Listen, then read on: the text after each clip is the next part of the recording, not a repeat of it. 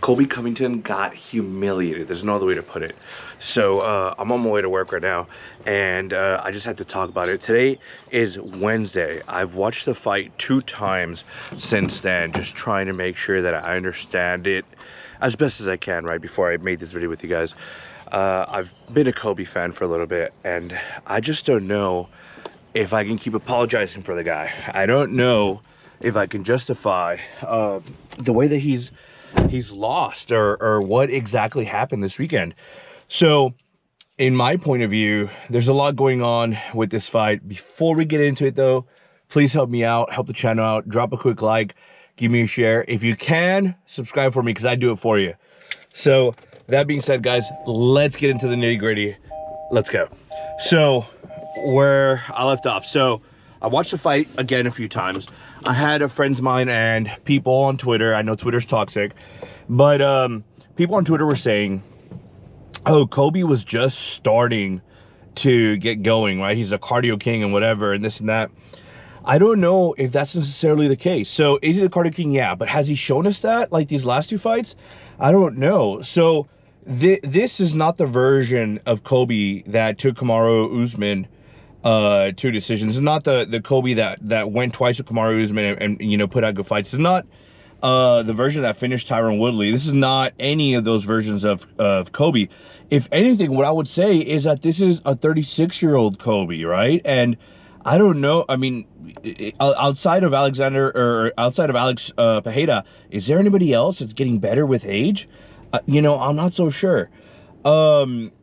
So what I think is going on here with Colby is that, you know, he's not aging gracefully. He's not getting any better. He's 36 years old. I think what we're seeing is his decline, right? So, and even then, what you can extrapolate from this fight's so much more meaningful than just that.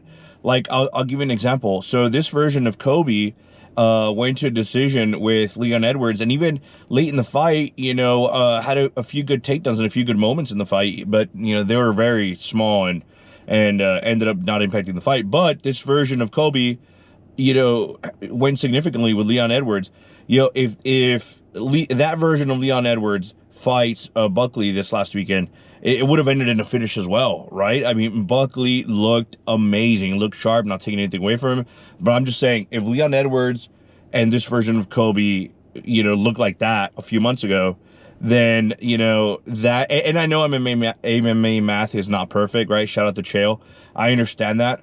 However, you know, that was one of my key takeaways from this fight. If Leon was able to do that, you know, imagine, or if Leon was able to fight with Colby like that, imagine what Buckley and Leon would have looked like if they both showed up the way they did on their last fight with Colby.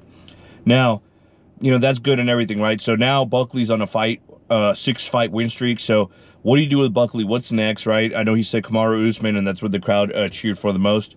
I think this version of Kamaru Usman is going to be the same thing as Colby. I think Kamaru Usman is on the decline. He hasn't looked, you know, that good, even though you could argue and say, well, you did really good against Hamza and, you know, on a short notice, and, you know, and yeah, that's the case. But how long ago was that? Was that, you know, a year ago, a year and something ago? I mean, Hamza fights once a year, and he's had 2 fights since then, I think. Maybe 1. I'm not sure. Comment down below if it's been 1 or 2. But that being said, yeah, I mean, what do you do with Buckley next, right? I mean, I guess I would welcome the Kamaru Usman fight. And then if he wins that, you know, you kind of have to line him up for a shot at the belt. But how impressive was the Buckley win, right? So put it down below. Comment down below if you think that his fight was impressive.